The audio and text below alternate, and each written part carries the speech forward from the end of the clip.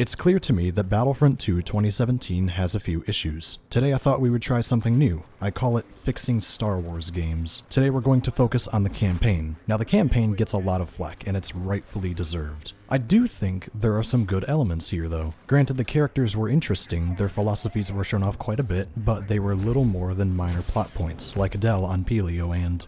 You know what, that's about it. I'm going to dissect this campaign completely and hopefully give the writers of the next Battlefront game some ideas for what could be done better. Before we start, let's do a quick disclaimer. I do not have any experience writing for video game stories. I can barely put together a short film. The purpose of this video is to offer criticism and commentary of one aspect of the game. Maybe soon I'll tear into the multiplayer, specifically Galactic Assault, in the future. I'm also not gonna claim to be any good with coding for video games. I have no idea what any of this kind of work entails. With that being said, let's begin. Now believe it or not, up until Pelio, I don't have a whole lot of criticism for the missions. Now granted, I'll get into more general criticisms later on in the video at the very end, but for now these levels are perfectly fine. Stealth, while mostly bare bones, is actually a fun mechanic too. I can safely say that I'm a much better stealth player than I am a loud player, as evident from my Payday days, which I may get back to soon. There's not a whole lot to say, but I do think the CQC is pretty well done, especially in the first level. It's probably my favorite mission next to maybe Vardos and Bespin in terms of gameplay. Okay, so I lied a little. There's one problem I have with the dockyard mission. I don't like that we board a Mon Calamari battleship one mission away from us escaping the exact same ship.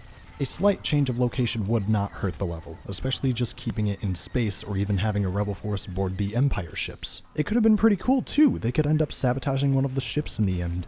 It would have made the Rebel Alliance a bigger threat than just a bunch of cannon fodder. Another thing, and this is where our first general criticism comes from, is branching paths would have been excellent for this game. Here's an example. Depending on how fast you are stopping the Rebel Assault group that we previously mentioned, the story would send you down a different path. This could help with additional missions and more exotic locations. Let's say there's a timer before the rebels end up blowing the ship apart. Let's also say that Del comes with you. If Iden stops the rebels in time, the campaign can continue on how it is now, with her turning to the rebels' side, helping the rebels defeat the Empire on Jakku, and all that goodness. If she fails, which is very possible if it's your first time playing, your tie could get destroyed and Del would be mortally wounded. Seeing the rebels take a life of someone that Iden cares about would send her down a darker path and would further cement herself in the Empire later on. While she's pretty much cemented now to the Empire, she's vulnerable to manipulation. This would give us a branching path, while also letting the rebel side of the campaign still exist. Granted, yes, it would mean more work. It would also make the campaign more replayable than it is now. Just for perspective's sake, I haven't touched this campaign for about a year now, and I've only done it because of the Lando mission and I find it hilarious. My point here is just because something works does not mean you can't improve upon it. Let's continue on the quote-unquote rebel ending, where we finally reach Pelio, where the real problems start to show up. Luke, and I'm pretty sure I'm not alone in this opinion, is entirely wasted on this level. Cutting up bugs with the lightsaber is exactly the opposite of what I wanted to do with Luke. This is our introduction to what Luke was doing after Return of the Jedi, and I doubt Luke would even bother killing these bugs in the first place. Seeing how Luke is technically a cross between Obi-Wan and Anakin, I don't think Luke would outright kill these bugs in the first place. What I think should have happened is he should have led the bugs away from Del in this exact mission when you're trying to break into the Imperial outpost. Doing this shows that Luke is not a bloodthirsty monster like Del was led to believe through Empire propaganda. I've heard 100 stories about the Jedi. They terrified me as a boy on Coruscant, but you... This could also give us a better character moment between Luke and Del, other than Luke just saving his life from rocks. While yes, it's an excellent character beat and further drives Del down his arc, it could have been done much better than that. Again, while it succeeds, it could be done better. Furthermore, speaking of Del should not trust Luke as quickly as he does. He was bred for combat, specially trained for advanced and very difficult missions, and solely sworn to just the Emperor and his will. Yes, maybe Del is the odd one out in a crowd, and yes, perhaps Luke used a little bit of mind trick on him just to keep him a little bit more docile. In this entire mission, however, Luke does not use his hand to wave it in front of Del's face and manipulate him into thinking that Luke is not a threat. Del is doing this of his own free will, and that just doesn't make any sense. Little clarification, I don't want a boss fight here, but a conversation where Del is clearly not trusting Luke would have been better than what we got. Instead, in the first 2 minutes that they meet, they're already working together. I have a slight problem with the end of this mission, but that's about it. At this point, it is just nitpicking, but there is so much you could have done with these two characters. One loyal servant to the Empire trained to be hellbent on crushing the rebellion with an iron fist. The other, a Jedi who has helped the rebellion and is considered a general among the ranks, who has turned their back, for lack of a better term, to becoming a Jedi Master and seeking out students to train in the Force. Two polar opposite characters essentially become acquaintances through Luke's kindness and Del's quick-to-trusting attitude is not how that should have happened.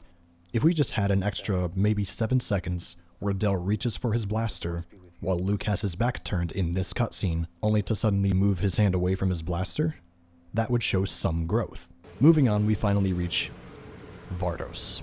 Ooh boy, Vardos. The seeds of doubt being put into Aiden's head, believe it or not, are not the problem. But Admiral Versio, it does not make sense to have Aiden be here during Operation Cinder while it's being used on her home planet. This is all for the greater good, Commander. None of this looks good to me. Vardos was our home, Ask. The Empire is our home. And quick tangent, I'm not part of the military, and I only know bare bones tactics, if that, but it does not make sense to have the citizens of Vardos, you know, the place with a giant Imperial training ground and Barack Palpatine posters up on every street corner, on a planet that has immense support for the Empire, is being subjugated to this operation. If it's a weapons test, you can use it on an uninhabited planet where people do not get hurt. If it's to test the effects on a massively populated area, you could have used Naboo. I highly doubt that the Naboo people are under the influence of the Empire after it was defeated. It was even shown in the special edition of Return of the Jedi at the very end when the Death Star blew up. That would not only be a great callback, but it would also be a good reason to test it there instead. If not Naboo, somewhere similar to Alderaan, where there would be a little resistance on the outskirts of the galaxy. Wait a minute, Tatooine! You could have used it on Tatooine. Who cares about that planet? No one is who. Test out Operation Cinder there. If anything, it would benefit the Empire and the entire galaxy, because Tatooine is just there. It does nothing. There is little value in that planet, and Mos Eisley is a wretched hive of scum and villainy anyway. You mean to tell me that there is someone out there that actually cares about this miserable planet that's been dried up for years? Like, bounty hunters love it there. You want to know why? Because someone there always has a bounty on their head. There's somebody there that's like, I'm gonna lay low here for a while. But then people like the Mandalorian come up there, shoot them or capture them and bring them to whoever to cash in on a bounty. No one cares about that planet. Not even I care about that planet. And I'm like the massive encyclopedia of Star Wars in my hometown. Regardless, my point is, Admiral Versio should have known better than to send Aiden there. You know, his daughter that grew up here. Aiden is not the only elite agent they could have sent. So the whole point of Inferno Squad being there is to bring Protectorate Gleb into Imperial custody. I don't think Aiden is the only elite agent they had on standby for this exact kind of operation. If they had a cutscene where Hask ended up going on that solo mission, it would have been better than getting a scene of Aiden turning to the light side and shooting Hask. No, don't do that. You fools. On top of that, why can't they bring the rest of the people? Protectorate Gleb is important, but why not any of the other Imperial officers? Sure, the Empire is a bunch of stormtroopers pretending to be scary, but as far as I know, there is no reason why we can't evacuate the entire Imperial officials. Like, what's the point? We don't see her again until the last mission and has very little hold on the Empire right now anyway. As far as I know, this mission is just filler and a reason for Aiden to turn on the Empire. So, Aiden betrays the Empire in the storyline, and that's neat. Rushed, but neat. We can either go stealthily or guns blazing through this level, but either way an AT-AT will find you and hunt you down to your ship. I would say this is overkill, but I actually have no problem with it. I mean, we're considering the fact that we stole an AT-AT and Del and Aiden are special forces. There's actually not a whole lot of design choices I have a problem with. The Barack Palpatine posters are pretty neat. The fact that the streets of Vardos being closed up is pretty neat too. The ambiance, the storm, and the walking section in the beginning, very cool, if a little off. What they could have done instead is have this be an optional mission. Instead of having one single mission at a time to go to, this could be part of the branching paths idea I had previously. This would have made the mission a bit more interesting, and again, replayability. This should have been Naboo. Sorry, Leia, but that's what this should have been. Which reminds me, Naboo. This mission isn't terribly done. For the most part, it's just a defense on a map that is used in 3 other game modes but has different objectives, and that makes the level a little bit more refreshing, but not by much. What I love about this is you do not push the Empire back, they push you back. If you aren't careful here, you can die here very easily too. There is a point here that I want to make, but I'll make it at the end as part of the quality of life improvements that could be made to help fix levels like this. You'll see what I mean soon. Moving on, Takodana is our next stop. There isn't much wrong with this mission until you get into how the dialogue sounds. My biggest issue is Han repeating back what Chewie says every time he speaks. You're right, Chewie. Today is not my favorite day. That's not how that should be. It's better if we don't know what he's saying. Rewatch A New Hope, and you'll understand what I mean. This dialogue is just not doing it for me. That's not Han. It's just a really good impersonator. And yes, the fanboy is kind of annoying, but he's supposed to be. He's a fanboy. What I do love, though, is the ship boss battle over the lake. That was pretty cool, and it was kind of hard. Up to this point, all we've ever done is fight stormtroopers, TIE fighters, X-Wings, Y-Wings, and a few other variants. But this is actually refreshing, and it's a neat idea. Unique enemies are my favorite enemies in games, and more variety helps make the game feel fresh in every mission. More of this, less of this, please. Bespin is next, and wow, this opening segment is beautiful. A quick attention to detail and something that I want to bring up is the dialogue between Iden and Del changes depending on if you're playing in first or third person. If you're in third person, she uses the radio. If you're in first person, she just speaks normally. That's pretty cool. No complaints here, moving on. You finally land and make your way stealthily into Bespin. Stealth here should be mandatory, and I hate mandatory stealth as much as the next guy, but that's what it should have been. This level suffers a little bit more from backtracking. It has only a few locations to go to, and this entire level is practically pointless. There's nothing of interest here, and I almost completely forgot about writing for it because of just how forgettable this level is. Now don't get me wrong, it is pretty cool to run from building to building here, but with a small level like this, and an optional boss fight with this TIE fighter and maybe a few more later on, it adds very little to the formula of Star Wars. What I think should have happened, and the map that they should have used, is the map from 2015's Battlefront. And while yes, I can see the problem of reusing maps, it would have offered more unique gameplay here, because we don't get many city locations in Battlefront 2. We have Mos Eisley, and that's the only one I can think of. You can make a case for Camino, but it's not really a city, it's just a cloning facility.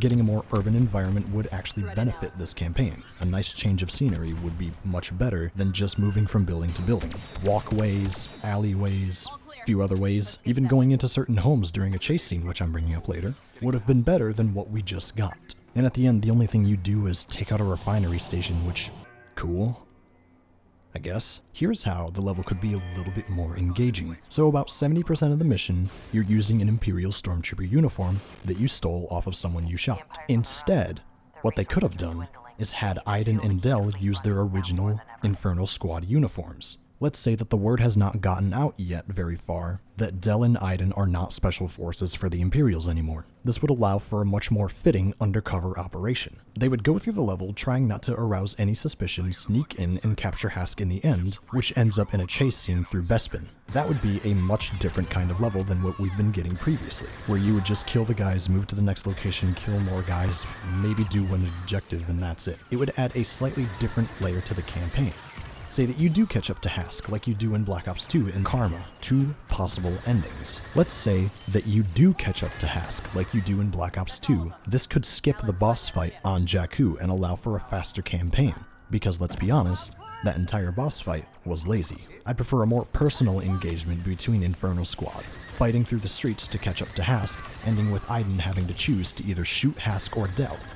Because at a distance, they all look the same. That would make for a much better segment. And let's say you accidentally shoot Del. Then the campaign would continue as normal without Del being able to support you. But no, we had to get these cloud car jokes in. When I said we needed a ship, I should have been more specific. It has weapons. What more do you want? For it not to be a cloud car? Thanks, I guess. But let's talk about something positive for a change. Let's talk about the Sullust mission. Lando is by far my favorite character in this entire campaign, specifically because Billy D fuels the soul. Relax, it's one strike team, we'll be fine. And if it's not? did help liberate the place. That would explain why the Empire is still here. Hey, can you move? Your cape is in my way. I know, You have no sense of personal space. but I have a great sense of style. More. Please. Now. Give that to me now. The factory and location have a lot of detail, and I love the sense of danger here. Jumping over lava, climbing AT-ATs, and making your way through the facility with the plan constantly changing is a great mix-up.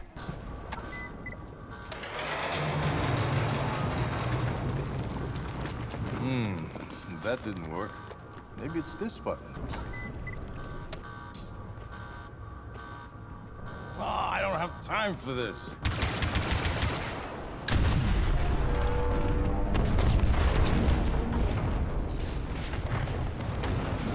Good enough for me. It's easy to see the plan change coming because it's Lando, but what they do after Shriv and Lando figure out that they can't bring their weapons back is just great. I have a nitpick, but we're saving that for later on. I love this mission. Thank you. You're flooding the factory with lava? No, I'm shutting it down. With lava. Alright, time for Jakku, and this one gives me mixed feelings. It never leaves you alone for very long, and I love that about this level, but it very quickly starts to get repetitive, and thankfully there's only 2 objectives for you. Here's the basic idea of the level. Go to these 2 locations, eliminate the threat, and escort the people out safely. Then get back to the battle. That's just about the whole level. There are different objectives for both the locations, but the quality of the level and change of scenery could have been done much better. Not to mention, this was the perfect level to add a threat worthy of Infernal Squad. It doesn't have to be a huge threat, but something that plows through the ground soldiers, like even a Death Trooper or even a Gunner class, would have been refreshing. And again, unique enemies. Take the Sentinel class that was supposed to come out and put it into the campaign. It would have been a new enemy type and proved to be a harder challenge. Maybe the Empire sends another Special Forces squad down, like, let's say, Bravo Squad. What they could do here is redo Delta Squad with similar codenames but different uniforms and weapons. Let's say there's 4 squad members, and they're each different boss fights. Let's say there's a hangar battle with one of the squad members that's always using a shield, but explosives can punch right through that shield. Let's say another squad member is piloting a starship and you have to snipe it out of the sky, because it blows up your X-Wing at the end of the level. Let's say another squad member is in an AT-AT with tougher armor and better security systems, so you have to climb up inside of the AT-AT and have a quick melee battle with them, or even a QTE, take your pick, etc., etc. Give the player a worthy enemy. And on top of that, let's just skip the second half of the Jakku mission. That's dumb. You're dumb. This brings us to Revelations. So here's how Revelations could have been done differently. Start by tracking down Del, not just having all the work be done off screen. Kylo Ren should also be accompanied by Hask during this too. But Hask died at the confrontation on Bespin. Yeah, well guess what? He survived a crashing starship too in the middle of one of the biggest battles we've ever seen, with cruisers crashing out of the sky and bombardments coming down every few minutes, so shut your mouth. Let's say a distress call is coming from Del and the occupants of the ship. That fighting force should be enough to garner Kylo's attention to get him down there and supply reinforcement with Hask. It's a pretty big ship. There's no way there isn't an entire garrison in there. It makes sense to have Kylo arrive with a squad of his own if there is still a threat there. The ship is being attacked by another part of the squad with Del because, surprise, they set up an ambush knowing the First Order was eventually going to come for them. Hask fights back with the other troops, trying to protect Kylo Ren. That would make for a much more interesting level. Kylo Ren would be fighting the internal battle with Del, and Hask is fighting the external battle outside of the starship. Now I know why you're wondering the idea of Hask and Kylo working together, and why change that entire mission, but that brings us to our first quality of life change that I would make to this entire campaign. The first change should be co-op. In nearly every level, you have a partner with you. There is no reason other than performance issues that this entire campaign could not be a co-op campaign. I'm serious, go through the entire campaign again. You have a partner with you all the time. Aside from the intro, but that's mostly a tutorial anyway. One person could have been Iden and the other one could have been the droid. Star Wars is best when you share it with someone, and games are much more fun when you have someone to play with. This could have been a really fun and interesting co-op experience, even without the changes I'm bringing up in this video. I would have had much more fun if someone was with me going through these levels. Fun should be the first thing you think of when you think of any game. This includes offline content. More time should have been spent on this rather than trophies and collectibles. And speaking of, the collectibles and achievements should be overhauled. There isn't even a difficulty achievement like complete the campaign on the hardest difficulty, complete the campaign without dying, or even find the spy on Takodana without any hints. What you could do with that mission is procedurally generate his locations to make the mission a little bit more interesting. You'd have to be paying more attention, and you could play this mission one way or another. This would mean you can get more credits from the campaign than how it is now, which is laughable at best. You participated, nice job. Here's some credits. You're welcome. There also needs to be more abilities. I get so sick of the same abilities over and over again with very little customization with said abilities. Even the blasters can't be customized. It should be similar to how it is in arcade and instant action. Here are some abilities missing that infantry classes have and you don't. And there's even abilities you could get from reinforcements even though the game gives you a pulse cannon and wall hacks like thermal imploders, sonic imploders, flame imploders, even a jetpack is off limits, and you'd be surprised how useful a big backpack is. There was one time in my playthrough I wanted to get back through Endor to make sure I checked all the bunkers for collectibles, but I couldn't because of this ledge. Lastly, for people who just picked up Battlefront 2 and anyone returning to the campaign to make videos on it, like moi, they should have updated the combat like it is in multiplayer. The fact that you can't roll or dash in the campaign is ridiculous. Scratch that, you can dash, but only with people with lightsabers. That's ridiculous. It's slow, and the combat doesn't flow very well because of this. It's a simple fix and would make the combat much better. It also helps the player grow accustomed to how all of this works. The AI update would have worked very well here too. The auto players, as they're called now, are actually competent in instant action, co-op, and supremacy. You can bulldoze your way through the campaign, but not in any of the other game modes. Before we end the video, DICE, I'm hard on you, but it's only because I want these games to succeed. I love Star Wars as much as anyone else does. While there is no confirmation at this time for Battlefront 3, I feel like these changes to the potential campaign of Battlefront 3 would make it all better. DICE, please learn from this experience. You have the opportunity of a lifetime to make some of the best Star Wars media out there. Just look at how beloved the Jedi Knight series, Republic Commando, and especially Battlefront are. We love these games and want to share these with everyone because that's what Star Wars is about. It's the ultimate medium we can all relate to, experience, and enjoy together. Stop looking at me like that, Marvel. Hey, P.S. Can we please get a co-op game focusing on the Clone Wars that's actually good? Like seriously, my fondest memories were playing the Revenge of the Sith co-op missions as Anakin and Obi-Wan with my brother. EA, please. We haven't had a good Anakin game since Revenge of the Sith, and that's not even that good. Like the best Star Wars co-op game right now is probably LEGO Star Wars 3, and that's not even that good. I either need this or a dedicated Vader game to keep myself entertained, and Vader Immortal does not count.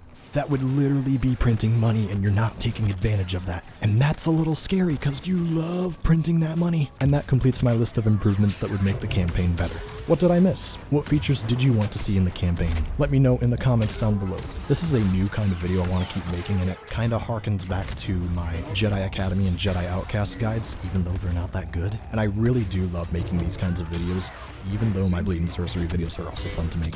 If you enjoyed this kind of content, please hit like down below so that everyone knows that this is actually a decent video to watch. And if you didn't like it, go ahead and hit a dislike, I don't mind. And of course, to stay up to date with my shenanigans, subscribing and turning on the bell is the best way to do that. Because YouTube's system is dumb, and I definitely do not agree with it at all, I feel the need to bring it up every now and then because I've subscribed to other channels and forget to turn on the bell so I never get notified. Please be smarter and click the bell so you know when I upload, and YouTube, please fix that system, it's dumb. That'll do for now, have a lovely day and drink water.